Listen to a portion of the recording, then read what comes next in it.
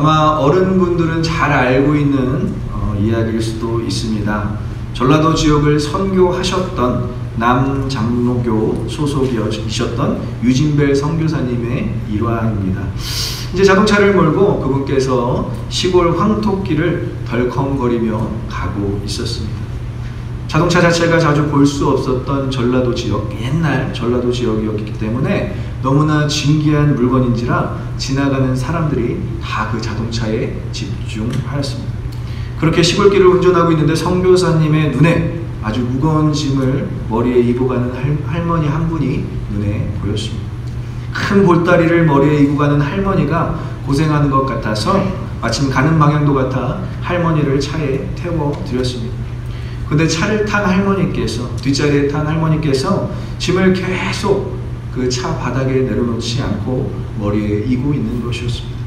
차가 커브를 돌면 몸이 쏠리는데도 그 큰 짐을 이고 몸을 쏠리고 있었고 짐과 함께 커브를 트는 그런 모습을 보였습니다. 백밀러로 보니 할머니가 머리에 짐을 쓰고 그렇게 애쓰는 모습이 너무나 안타까워서 유진벨 선교사님께서 이렇게 말씀하셨습니다. 짐이 무거울 텐데 바닥에 좀 그 짐을 내려놓으세요 할머니 라고 이야기하니까 할머니가 그렇게 말씀하셨습니다.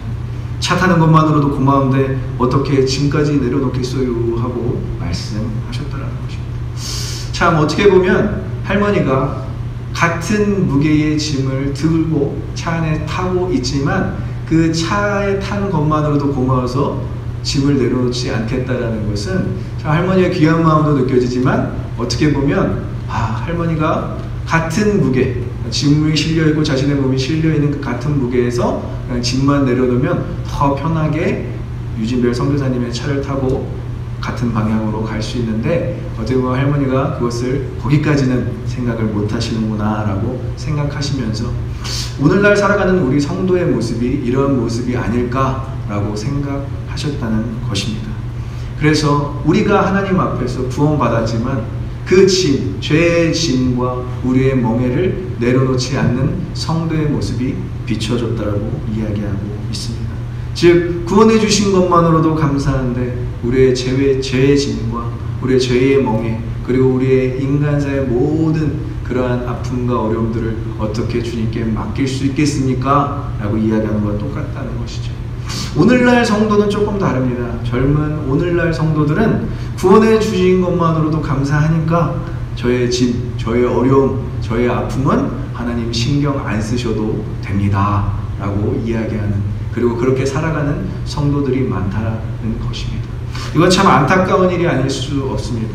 주님께서는 이 땅에 오셔서 인류의 죄를 해결해 주셨을 뿐만이 아니라 우리의 모든 아픔과 모든 어려움과 모든 슬픔도 함께 책임지시기를 원하시는 분이신 줄 믿습니다. 하지만 우리가 주님께 그러한 우리의 아픔, 우리의 슬픔, 우리의 모든 짐들을 맡기지 않는다면 주님께서는 오늘도 계속 이야기하십니다. 그 짐을 나에게 좀 맡겨다오. 그 짐을 나에게 좀 주어다오 라고 이야기하시는 분이신 것입니다.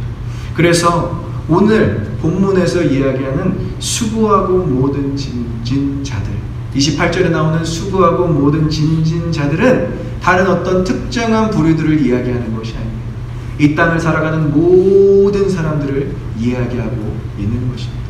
수고하고 무거운 짐진 자들은 특정한 부류에 속한 사람들이 아니라 이 땅을 살아가는 모든 사람들을 이야기하고 있는데 주님께서는 수고하고 무거운 짐진 자들이 모든 사람이라는 걸 알기에 그 모든 사람이 나에게 와야만 한다는 것을 전제하고 있는 것입니다. 오늘도 여러분들은 교회에 나온 것이 아니라, 여러분들은 어떠한 예배에 나온 것이 아니라 주님께 나온 것인 줄 믿습니다.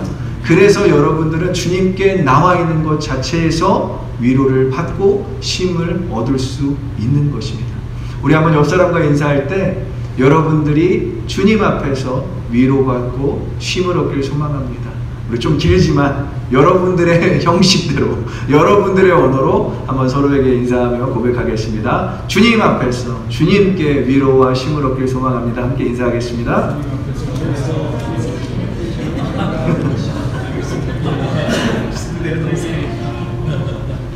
이런 인사를 드렸어요. 거 좀 집을 내려놓으세요. 이런 걸쭉한 인사가 우리 공동체 막내인 지수자매에게 이런 걸쭉한 인사가 들려왔습니다. 자, 수고하다라는 표현은 코피아오라는 동사입니다. 그런데 이게 코피온테스라는 동명사로 쓰여져 있습니다. 헬라어에는 이 동명사 구분이 굉장히 중요합니다. 우리가 잘 알고 있듯이 분사구문 파리서플은 현재 진행형으로 해석되고 있습니다. 그래서 단순히 수고하다라는 뜻은 과거에 일어난 일들이 아니라 이 코피오 텐스라는 이 동명사 구문을 사용해서 과거에도 수고했고 현재에도 수고했고 더 나아가 헬라어적 의미는 이제 미래에도 수고할 사람들을 다 포함하고 있는 것입니다. 그래서 원어적으로 해석하면 지금까지 계속 지치고 낙담 중에, 낙담 가운데 있는 사람들을 의미하고 있습니다. 그리고 28절에 이제 짐지다, 수고하고 짐지다라는 이 표현은 포르티조라는 단어로 쓰여져 있는데, 이 단어는 내가 스스로 지는 짐이 아닙니다.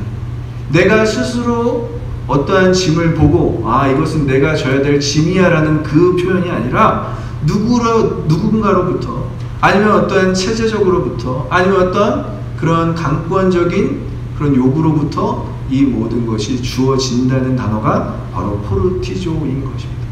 그래서 인류, 인간, 창조된 인간이 이 짐을 먼저 선택하고 먼저 지었다라기보다는 누군가로부터 이 모든 짐이 우리에게 지어졌다는 것입니다. 첫 번째로는 사단으로부터 지어진 것입니다. 타락장에 보면, 창세기 3장에 보면 인류는 하나님과의 관계가 단절되므로 그들의 죄책감이라는 무게를 짊어지고 가야만 했습니다. 그것은 하나님과의 단절로부터 오는, 하나님과 관계의 단절로부터 오는 그러한 끔찍한 무게의 짐이었습니다. 두 번째는 이 주님께서 오셨을 당시 팔레스틴 지역은 로마의 식민지였습니다. 그래서 이 세상, 이 로마 군국주의로부터 오는 세상의 짐들이 이들에게는 있었던 것입니다. 그래서 세상으로부터 오는 짐, 그 로마의 압박 가운데서 주어지는 짐들이 이들에게는 있었다는 것을 이야기하고 있습니다. 마지막으로 종교도 또한 짐이 될 수 있음을 주님께서 강조하고 있는 것입니다. 기독교의 가치는 하나님을 알고 하나님을 누리고 하나님을 즐거워하는 것, 그것이 인간 창조의 목적일진데 이것이 잘못 해석되어서 바리새인들과 사두개인들의 잘못된 가르침으로 종교적으로 율법적으로 너무나 많은 짐을 지고 살아가는 사람들을 의미하고 있습니다.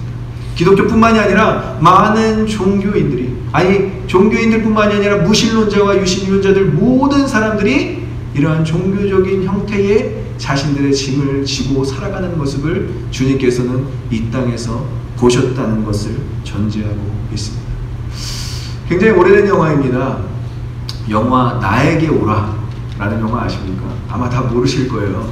굉장히 오래된 영화고 주연이 최민수 씨와 박상민 씨, 김정현 씨 이런 분들이 굉장히 오래된 배우들이 주연을 했던 영화입니다. 저는 이 제목만 보고 이 영화는 기독교 영화구나 하는 마음에 제가 예전에 어렸을 때 비디오로 빌려서 영화를 봤는데 기독교 영화가 아니라 그냥 저기 전라도 한평 지역, 나주 지역에 있었던 그런 깡패들의 이야기였습니다. 조직 폭력배들의 이야기였습니다. 근데 이 영화의 특징은 어떤 이제 조직 생활을 시작하는 두 시골 청년이 이 최민수라는 조직 두목을 만나면서 일어나는 해프닝을 다루고 있는데, 그들이 그들이 조직 생활을 시작하는데 비빌 언덕을 최민수 씨로 삼고 굉장히 그분에게 충성과 헌신을 다하는 모습들이 영화에 그려져 있습니다. 이 영화를 떠올리면서 제가 느끼는 것은 우리도 우리의 삶을 살면서 누군가에게 의지하고 싶고 누군가에게 기대고 싶을 때가 있지 않습니까? 그것을 우리는 이제 사람과 사람이 만나서 서로에게 도움을 주는 것, 그리고 도움을 주는 사람을 멘토라고 하고 도움을 받는 것을 멘티라고 하는데, 우리 각자의 관계 가운데서도 이런 멘토와 멘티가 필요하듯이 우리의 영적인 부분에서도 멘토와 멘티가 필요한데, 우리의 진정한 멘토는 누구십니까? 내게 오라, 나에게 오라 말씀하신 주님이신 줄 믿습니다. 그래서 주님께서는 오늘 본문 말씀에 마태복음 11장 28절에 수고하고 무거운 짐진 자들아, 제가 얘기했듯이 이것은 모든 사람들을 의미하는데, 모든 사람들아 내게 오라라고 이야기하고 있는 것입니다. 제가 오늘 깜짝 놀란 건, 우리 선한 형제가 오늘 찬양 인도를 하는데, 우리 찬양팀이 찬양 인도를 하는데 너무 충격적인, 정말 오래된 찬양이 울려 퍼졌습니다. 많은 사람들, 이 찬양은 70년대 우리 김석균 전도사님이시라고 굉장히 많은 찬양들을 만드셨어요. 근데 그분의 멜로디가 거의 비슷하고 그분의 그 노래 흐름이 거의 비슷해서 대한민국에서는 아주 히트곡들이 많습니다. 근데 이 이민 땅에서는 잘 안 불려지는 찬양이고, 특별히 젊은 세대가 부르기에는 굉장히 오래된 찬양임에도 불구하고 우리 인도자인 우리 선한 형제가 이 찬양을 선곡했다라는 것에 대해서 제가 굉장히 은혜를 많이 받았습니다. 이 세대를 아우르는 우리 찬양팀, 이 찬양팀은 정말 하나님께서 크게 쓰실 줄 믿습니다. 이게 하나님께서 쓰실 뿐만이 아니라 이것이 우리의 고백이 되었으면 좋겠어요. 2절 가사에 보면 무거운 짐진 자 다 내게로 오라, 내가 너희를 쉬게 하리라는 가사가 있습니다. 이 가사를 보고 오늘 말씀과 맞춰서 이 곡을 선곡했는데, 우리에게 들려지는 것은 그렇습니다. 우리가 예수님이 좋습니다. 우리가 예수님께 나아가고 싶습니다. 그런데 우리가 첫 번째로 해야 되는 것은 주님께 나가야 되는 것입니다. 주님께 다가가야 되는 것입니다. 그 모든 것의 시작이, 우리가 짐을 내려놓고 우리의 무거운 모든 것들을 내려놓을 수 있는 시작이 주님께 나아가는 것인 줄 믿습니다. 여러분들은 이미 한 발짝 주님께서 한 발짝 주님께 나아가기로 결단한 분들이시기 때문에 이 예배 자리에 함께 하시는 줄 믿습니다. 한 발짝 주님께 나아갔기 때문에 주님께서는 여러분들의 수고하고 무거워진 모든 것들을 덜어주시기를 원한다는 것입니다. 그러면 아까 우리가 얘기했죠. 비빌 언덕, 주님께서는 우리의 비빌 언덕이 되시고 우리의 멘토가 되시는데, 과연 이분은 어떠한 분인가? 마태복음 11장 27절에 자세하게 소개되어지고 있습니다. 우리 한번 같이 읽어보겠습니다. 시작. 내 아버지께서 모든 것을 내게 주셨으니 아버지 외에는 아들을 아는 자가 없고 아들과 또 아들의 소원대로 계시를 받는 자 외에는 아버지를 아는 자가 없느니라. 아멘. 이 구절을 원어로 보면 아버지가 주어가 아니라 모든 것이 주어입니다. 이 모든 것에 강조를 두고 있는 것입니다. 자, 이 모든 것은 무엇일까요? 마태복음 9장 6절과 그리고 마태복음 4장 22절에 나와 있는 죄 용서의 권한, 그것뿐만이 아니라 바람과 바다를 다스리는 권한, 그 모든 것이 바로 여기에 포함되어 있고 있습니다. 그리고 특별히 마태복음 또 8장과 9절에 나와 있는 죽음과 질병을 치유하는 권한도 이 모든 것에 속해 있는 것입니다. 즉, 아들인 그분은 아버지가 하는 모든 것을 담당할 수 있다. 아들인 그분은 아버지가 하는 모든 것을 하실 수 있는 분임을 선포하고 있는 것입니다. 그리고 우리가 잘 아는 말씀 마태복음 28장 18절에서 모든 권세를 너희에게 준다라고 이야기하잖아요. 그 권세를 우리에게 주실 수 있는 분이시라는 것입니다. 그래서 제2회 성자 하나님, 우리가 삼위일체 하나님이라고 하죠. 1, 2, 3회 하나님의 동일하심을 우리가 선포하는데, 성자 되시는 하나님의 행하실 수 있는 모든 권세를 포함하고 있는 것이 바로 마태복음 11장 27절에 나와 있는 모든 것임을 알 수 있습니다. 특별히 11장 27절 후반부에 보면 아들을 아는 자, 그리고 아버지를 아는 자라고 이렇게 표현되어 있는 이 단어가 굉장히 중요한데, 우리가 알다라는 단어가 굉장히 중요하다라고 얘기했잖아요. 제가 기노스코, 이 기노스코라는 단어가 너무 중요한데, 이 기노스코 단어 앞에 에피라는 단어가 쓰여져 있습니다. 이 전치사 에피는 뭐뭐에 대해서 알다라는 이야기입니다. 즉, 아버지에 대해서 알기 위해서는, 우리가 하나님에 대해서 알기 위해서는 아들을 알아야 될 줄 믿습니다. 그 예수 그리스도가 누구신지 알아야 우리를 만드시고 우리를 이곳까지 인도하시고 이 세상을 통치하시는 하나님을 알게 될 줄 믿습니다. 그렇게 아들을 알기 위해 노력하는 것을 에피기노스코라고 이야기하고 있는 것입니다. 여러분들 예수님을 알기를 소망하십니까? 예수님을 더욱더 아는 것이 아버지인 하나님을 아는 것이 될 줄 믿습니다. 우리의 모든 것이, 우리의 모든 신앙이 여기서부터 시작돼야 된다. 우리가 예수를 알지 못하고 하나님을 안다는 것은 우리의 착각일 수 있습니다. 우리가 예수님을 모르고 아버지를 경배하고 아버지를 찬양한다는 것은 너무나 오류에 빠질 수 있는 문제인 것입니다. 그래서 아버지를 알려고 노력하는 것이 바로 예수님을 아는 것, 그것이 먼저 시작되어야 할 줄 믿습니다. 자, 그러면 예수님께서 이야기하셨던 멍에와 짐은 무엇인가? 우리가 한번 본문을 다시 한번 보면 예수님께서는 나에게 와라 라고 이야기한 뒤 29절에서 이렇게 이야기하고 있습니다. 우리 한번 29절을 다시 한번 읽어보겠습니다. 시작. 나는 마음이 온유하고 겸손하니 나의 멍에를 메고 내게 배우라. 그래야면 너의 마음이 쉼을 얻으리니. 아멘.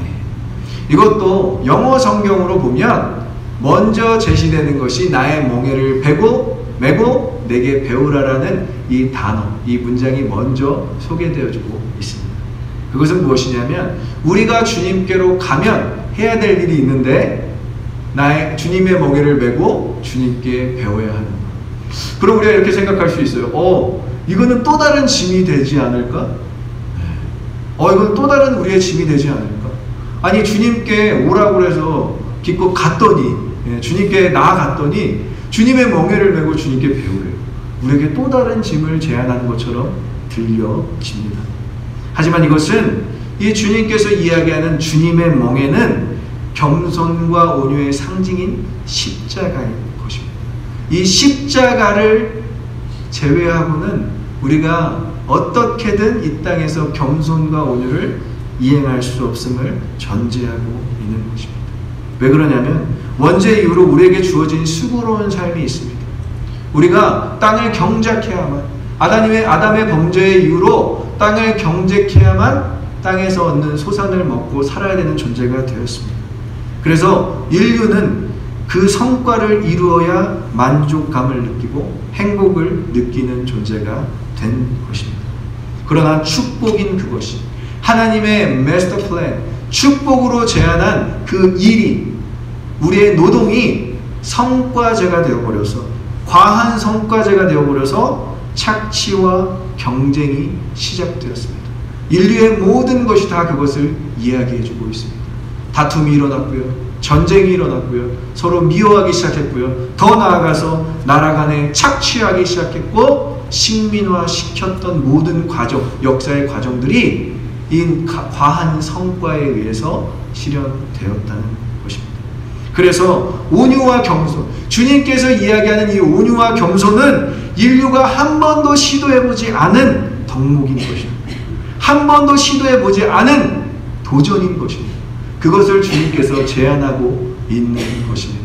제가 얘기했듯이 29절은 원래 나의 멍에를 메고 내게 배우라로 시작하고 있습니다. 그런데 우리가 멍에를 메고 주님께 배우는 것이 무엇이냐? 바로 겸손과 온유인 것입니다. 그래서 우리가 주님의 멍에를 메고 주님께 배우는 모든 것이 바로 이 겸손과 온유인데, 이것은 다른 것이 아닙니다.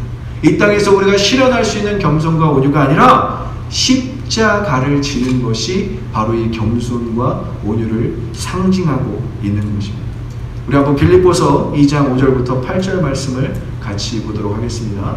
우리 한번 읽어보겠습니다. 시작. 너희 안에 이 마음을 품으라. 그리스도 예수의 마음이니 그는 근본 하나님의 본체시나 하나님과 동등됨을 취할 것으로 여기지 아니하시고 오히려 자기를 비워 종의 형체를 가지사 사람들과 같이 되셨고 사람의 모양으로 나타나사 자기를 낮추시고 죽기까지 복종하셨으니 곧 십자가에 죽으심이라. 아멘. 우리가 겸손과 온유, 어떻게 보면 너무 모호한 개념으로 들릴 수 있지만 빌립보서 기자는 정확하게 이야기해주고 있는 것입니다. 진짜 겸손은 하나님이신 그분이 만유의 주관자이신 그분이, 천지를 창조하신 그 하나님께서 이 땅에 오신 것이 겸손이다. 어떠한 인간이 이것을 실현할 수 있을까요? 신인 그분께서, 하나님이신 그분께서 이 땅에 오셔서 십자가를 지신 것처럼 이러한 겸손을 어떠한 사람이 실현할 수 있을까요? 불가능하다라는 것입니다. 우리가 아무리 겸손하려고 노력을 해도, 우리가 아무리 겸손을 이행하려고 시도해봐도 이렇게 하나님이신 그분께서 이 땅에 오셔서 십자가를 지신 것처럼 우리가 흉내낼 수조차 없는 일들을 할 수 없음을 전제하고 있습니다. 그래서 주님께서는 이야기하는 것, 이거를 흉내내려고 하지 말고 내 십자가를 지고 내 멍에를 져라, 이렇게 선포하시는 것입니다. 나의 십자가, 나의 십자가의 영광, 내가 이곳에서, 이 땅에서 했던 모든 겸손함을 너에게 주겠다라는 이야기입니다. 우리가 함부로 할 수 없는 일들, 우리가 함부로 겸손을 흉내낼 수도 없는 일들을 주님께서 이 땅에서 다 이미 하시고 그것을 우리에게 주시겠다라고 이야기하는 것이 십자가를 실현하는 것. 그래서 겸손과 온유의 십자가는 바로 묵묵함을 의미하고 있습니다. 자, 얘기했던 것처럼 멍에는 영어로 요크입니다. 요크. 이 멍에는 아마 우리 시골에서 사셨던 어른분들은 잘 알고 있을 거예요. 이것은 쟁기를 뒤에 달아서 이 땅을 끌기 위해서 나무로 구부러지게 만든 기구입니다. 특별히 팔레스틴 지역은 너무 땅이 안 좋아서 소 2마리가 이 멍에를 줬어요. 얼마나 이 무거운 무게로 이 땅을 경작했을까요? 상상조차 할 수 없는 그런 모습입니다. 그 모습을 소 2마리가 끄는 그 무게로 이 땅을 끄는 것을, 그것에 쓰인 것을 바로 멍에라고 이야기하고 있습니다. 즉 주님의 십자가가 그렇게 무겁지만 소가 일할 때 어떻게 일하죠? 묵묵하게 일하죠. 그 멍에를 지고 그 멍에를 이고 묵묵하게 가는 것. 우리가 마태복음을 묵상하고 사복음서를 묵상할 때 주님께서 십자가를 어떻게 지십니까? 묵묵하게 지셨습니다. 아무런 이야기도 하지 않으시고, 아무런 대항도 하지 않으시고, 아무런 저항도 하지 않으시고 그냥 묵묵하게 십자가를 지셨던 흔적들이 사복음서에서 통해서 우리가 알 수 있습니다. 그런데 또 이 묵묵함뿐만이 아니라 주님의 겸손함은 나타내고 드러내지는 겸손입니다. 겸손은 이렇게 나타나고 드러나는 겸손이 아닌데? 아니요. 예수님께서 이 땅에서 실현한 겸손은 나타내지고 드러난 겸손인데, 왜 그러냐면 십자가 처형은 굳이 로마에서 실행하는 가장 악독한, 가장 정말 경멸스러운 그런 처형이었습니다. 그 시기에 주님께서 이 땅에 오셔서 어디에, 갈보리 언덕에 그 보여지는 곳에 십자가 처형을 당했다는 것은 나의 죽음이 너희에게는 의미가 있다는 것을 보여주는 현장인 것입니다. 그래서 갈보리 언덕, 그 십자가의 언덕은 그렇게 높은 산으로 되어 있지 않아요. 모든 사람들이 볼 수 있는 그 자리. 어떤 그 가까운 마을에서는 저 사람이 저주를 받았구나, 형체를 알아볼 수 있을 정도로 오름직한 언덕에 갈보리 언덕이 존재하고 있다는 것입니다. 그것은 무엇을 의미합니까? 우리의 겸손, 주님께 배운 우리의 겸손은 아예 아무도 몰라야 되는 겸손이 아니라 주님의 십자가로 나타나는 겸손. 그 십자가의 겸손함이 오름직한 언덕에 세워진 것처럼 우리의 겸손함이 그렇게 누군가에게는 영향력 있게 보여 전달하는 것을 의미하고 있습니다. 그렇다면 우리의 마음이 어떻습니까? 주님의 멍에를, 주님의 십자가를 져야 되는 우리의 마음은 우리가 겸손을 우리 스스로 실현할 수 없구나. 주님의 멍에를 져야만, 주님의 십자가를 져야만 이 겸손과 온유가 가능하구나라는 것을 깨닫게 되는 것입니다. 우리의 겸손과 온유의 주체는 누구입니까? 바로 예수 그리스도의 십자가인 줄 믿습니다. 그것을 우리가 실현하면서 하루하루를 살아가는 거예요. 오름직한 동산에 여러분들의 십자가가 세워져서 그 많은 사람들이 그것을 보고 저 사람은 겸손하고 온유한 사람이야. 그 빛을 숨길 수 없다고 이야기하잖아요. 그 빛, 여러분들의 선한 빛을 숨길 수 없을 정도로 주님께서는 십자가를 통해 여러분들을 사용하실 줄 믿습니다. 그래서 이 멍에는 그렇다는 거예요. 이 멍에는 주님께서 지신 십자가를 의미하는데 우리가 최종적으로 나아가야 될 겸손과 온유를 이야기해주고 있습니다. 그럼 짐은 무엇일까요? 그리스도의 짐. 우리 본문을 다시 보면 이 짐에 대한 부분을 또 이야기하고 있습니다. 29절에서는 멍에와 이 짐을 이야기하면서 이 짐에 대한 부분은 우리의 죄로 인해서 전가된 그리스도께서 대신 지신 우리의 죄의 짐을 의미하고 있는 것입니다. 십자가로 인해서, 구원으로 인해서 우리의 죄가 해결되었지만 우리는 아직도 죄책감을 느끼며 하루하루를 살아가고 있습니다. 이 땅에서 우리가 죄책감을 느끼지 않는 사람들이 있을까요? 작은 일조차 우리는 죄책감을 느끼며 살아가고 있는 것입니다. 이 죄책감으로 우리의 마음을 무겁게 사는 것이 아니라, 이 죄책감으로 우리가 날마다 실패하며 살아가는 것이 아니라 날마다 죄로부터, 이 죄책감으로부터 자유하기 위해서 죄의 무게를 아는 그분께 나아가야 될 줄 믿습니다. 주님께서는 죄의 무게를 아셨던 거예요. 우리의 죄의 무게가 얼마나 심각한지 이 땅에서 경험하셨기 때문에 이 죄의 짐을 맡길 수 있는 사람은 예수 그리스도밖에 없는 줄 믿습니다. 우리에게 죄의 짐, 죄의 무게가 있다면 누구에게 맡겨야 되겠습니까? 함께 죄의 짐을, 죄의 죄책감을 경험하고 있는 내 옆에 사람이 아니라 주님께 나의 죄의 짐을 온전히 맡겨야 될 줄 믿습니다. 그래서 히브리서 4장 15절에는 이렇게 이야기하고 있습니다. 우리 한번 히브리서 4장 15절을 함께 읽겠습니다. 시작. 우리 모든 일에 우리가 똑같이 시험을 받으시니로되 죄는 없으시니라.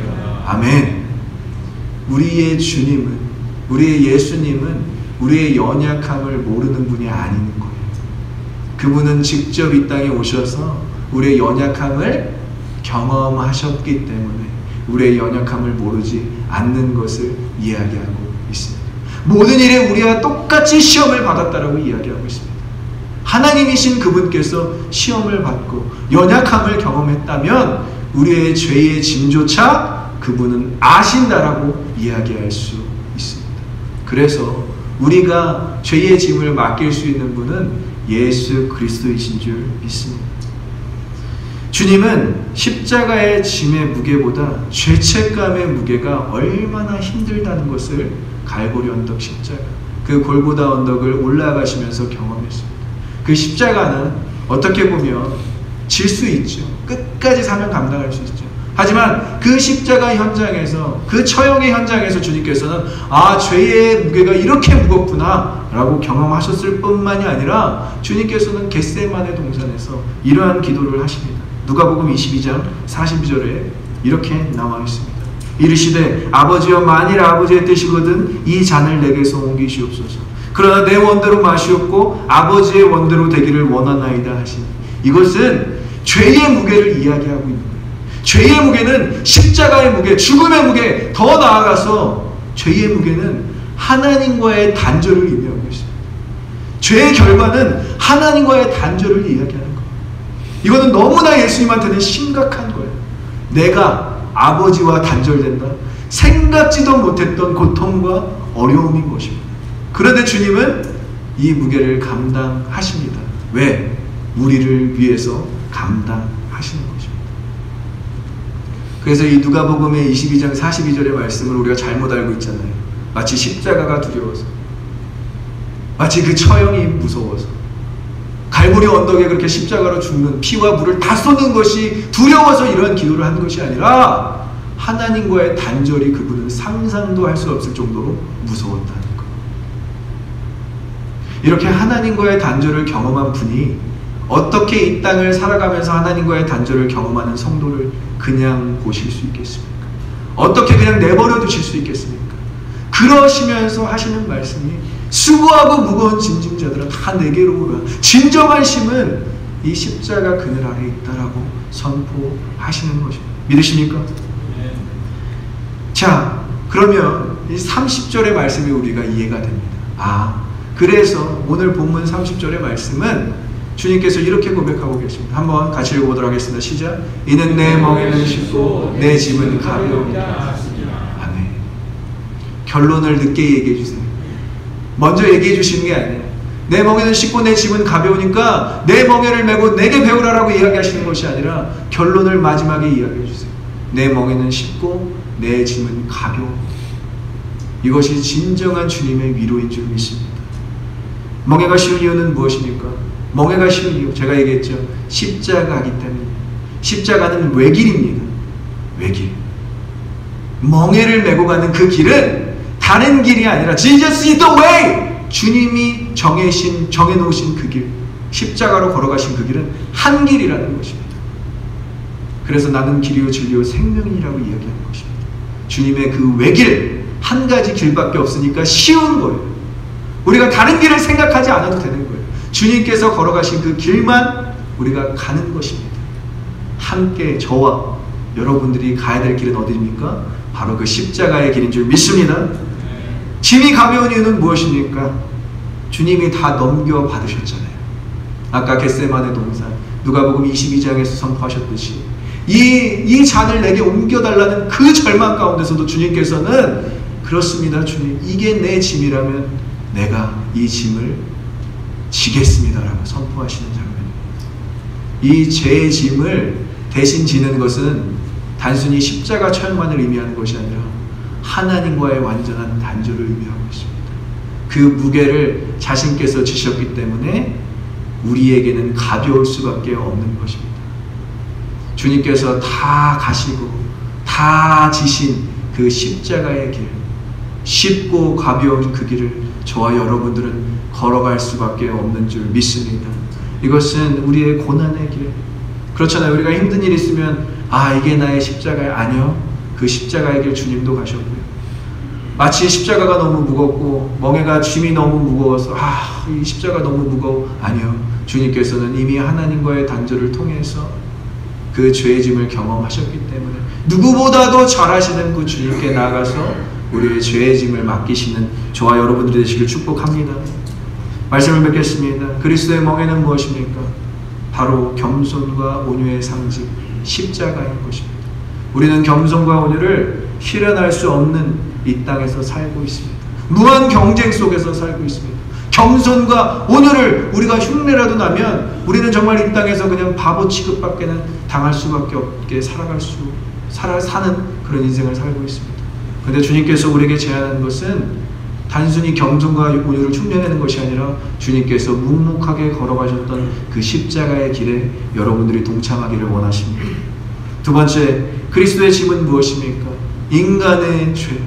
원죄로부터 우리가 수고하고 무거운 모든 짐진 것들을 과거로부터 지금까지 경험하면서 살고 있다면 그 죄책감, 죄의 반복, 하나님과의 단절을 우리가 날마다 경험한다면 날마다 누구에게 나아가야 되겠습니까? 예수 그리스도께 나아가는 저와 여러분들 되시길 축복합니다. 네. 그것이 우리가 죄의 짐을 주님께 맡길 수 있는 유일한 방법인 것입니다. 주님께 날마다 나오셔서 주님, 나의 죄의 짐을 덜어 주시옵소서. 주님, 나의 죄의 짐을 아시오니 나의 죄의 짐을 가볍게 하여 주시옵소서. 죄의 무게를 아시고 죄로 인한 하나님과의 단절을 아시는 주님께 죄의 짐을 맡길 수 있는 저와 여러분들 되시길 축복합니다. 우리가 이 땅을 살아가면서 주님께 참 고백할 수 있는 부분들이 많습니다. 하지만 진짜 은혜는 십자가의 길을 가시고 그리고 죄의 짐을 덜어주신 그 주님을 우리가 믿고 있는 것이 우리에게는 가장 큰 위로와 가장 큰 힘이 될 줄 믿습니다. 성도라면 그 십자가의 은혜를 누려야 되지 않을까요? 제가 어제 우리 한 형제와 이렇게 교제하면서 그 형제가 병원에서 일을 하는데 이제 그 많은 그 양로병원이니까 많은 노인분들을 모아놓고 이렇게 예배를 드리는데 어떤 흑인 목사님께서 설교하지 않으셨대요. 많은 어떠한 말들 많이 안 하셨대요. 그분들을 딱 보면서 흑인 목사님께서 이 찬양을 영어로 부르셨대요. 제가 너무 좋아하는 찬양인데 죄짐 맡은 우리 구주 어찌 좋은 친구인지 걱정 근심 무거우시 주께 모두 맡기세 주께 고함 없는 고로 복을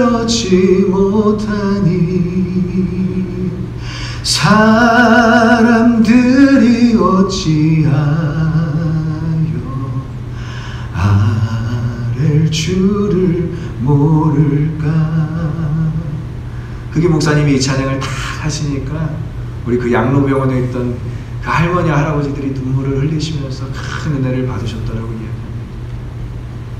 우리가 진짜 예수 믿으면서 복을 받는 것은 무엇일까요? 죄의 짐, 그 죄의 무게를 해결받는 것이 가장 큰 우리의 복이 될 줄 믿습니다. 그래서 주님께서는 이 땅에 하나님이신 그분께서 죄를 해결하시는 친구로 오신 거예요. 그 귀한 친구로 오신 주님께서 우리의 죄의 문제를 해결해 주실 뿐만이 아니라 날마다 여러분들과 동행하면서 여러분들에게 참된 안심과 평안을 주시는 귀한 분으로, 여러분들의 인생을 책임지시는 분으로 함께 하시길 소망하고 축복합니다. 함께 기도하겠습니다.